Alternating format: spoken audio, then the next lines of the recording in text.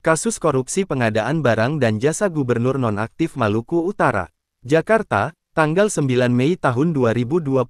Komisi Pemberantasan Korupsi (KPK) hari ini menangkap Abdul Ghani Kasuba, Gubernur Nonaktif Maluku Utara, atas penerimaan suap dan gratifikasi yang mencapai jumlah signifikan.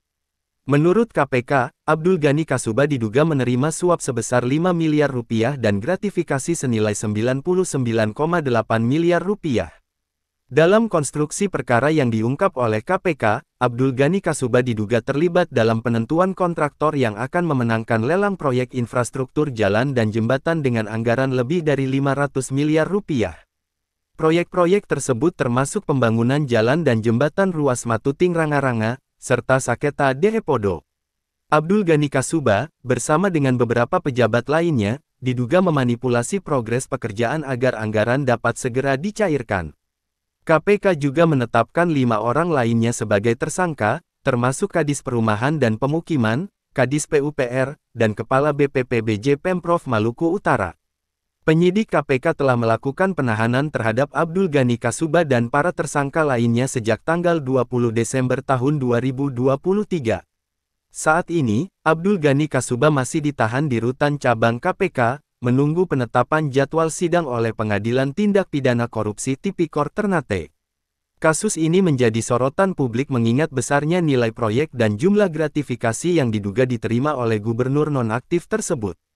KPK berkomitmen untuk terus mengungkap kasus ini dan memastikan bahwa semua pihak yang terlibat akan diadili dengan adil dan transparan.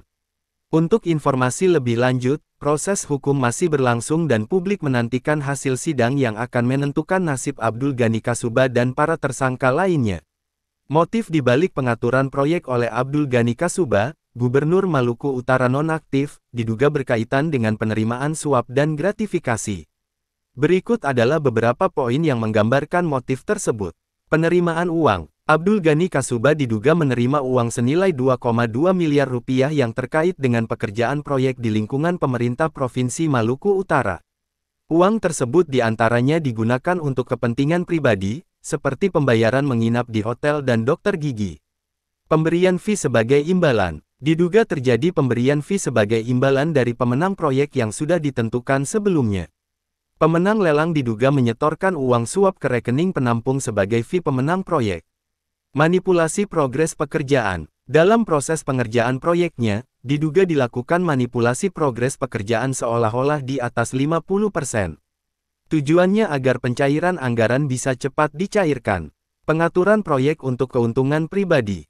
Abdul Ghani Kasuba diduga menggunakan posisinya untuk meraup keuntungan dari pengadaan proyek di daerahnya. Ia diduga menentukan besaran setoran bagi pemenang proyek dan memanipulasi progres pekerjaan untuk mempercepat pencairan anggaran. Motif-motif ini menunjukkan adanya dugaan penyalahgunaan wewenang untuk keuntungan pribadi dan pelanggaran terhadap peraturan pengadaan barang dan jasa pemerintah. Proses hukum masih berlangsung untuk mengungkap seluruh fakta dan memastikan bahwa tindakan hukum yang diambil adil dan akuntabel. Berita ini disusun berdasarkan informasi terkini dari sumber resmi dan penyelidikan yang dilakukan oleh KPK. Untuk detail lebih lanjut, silakan mengikuti perkembangan kasus ini melalui media resmi dan konferensi pers yang akan diadakan oleh KPK. Tindakan korupsi yang diduga dilakukan oleh Abdul Ghani Kasuba, Gubernur Nonaktif Maluku Utara, memiliki dampak yang signifikan terhadap pembangunan dan masyarakat di Maluku Utara. Berikut adalah beberapa dampak yang dihasilkan dari tindakan tersebut. Pembangunan terhambat. Korupsi dalam pengadaan barang dan jasa dapat mengakibatkan pembangunan infrastruktur yang tidak efisien dan berkualitas rendah. 1. Proyek-proyek penting yang seharusnya mendukung pertumbuhan ekonomi dan kesejahteraan masyarakat menjadi terhambat atau tidak terlaksana dengan baik. 1. Kerugian keuangan negara. Korupsi mengakibatkan kerugian keuangan negara yang signifikan, mengurangi dana yang tersedia untuk proyek-proyek pembangunan lainnya. Uang yang seharusnya digunakan untuk kepentingan publik malah dialihkan untuk kepentingan pribadi. Dampak lingkungan dan kesehatan. Kasus korupsi yang melibatkan industri pertambangan, misalnya, dapat menyebabkan kerusakan lingkungan yang parah, termasuk pencemaran sumber air dan keanekaragaman hayati. Hal ini juga dapat berdampak negatif pada kesehatan masyarakat setempat. Penurunan kepercayaan publik. Skandal korupsi menurunkan kepercayaan publik terhadap pemerintah dan institusi negara. Masyarakat merasa dikhianati oleh pejabat yang seharusnya mewakili dan melindungi kepentingan mereka. Pengawasan yang lemah. Kasus korupsi ini menunjukkan adanya pengawasan yang lemah terhadap proyek-proyek pemerintah dan industri pertambangan. Hal ini menimbulkan kebutuhan akan audit dan pengawasan yang lebih ketat dan transparan. Dampak-dampak ini menunjukkan betapa pentingnya integritas dan akuntabilitas dalam pengelolaan proyek dan dana publik.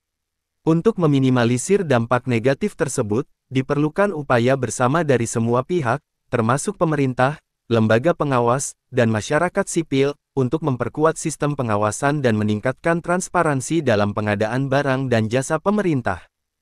Republika Online, Indonesiainsight.id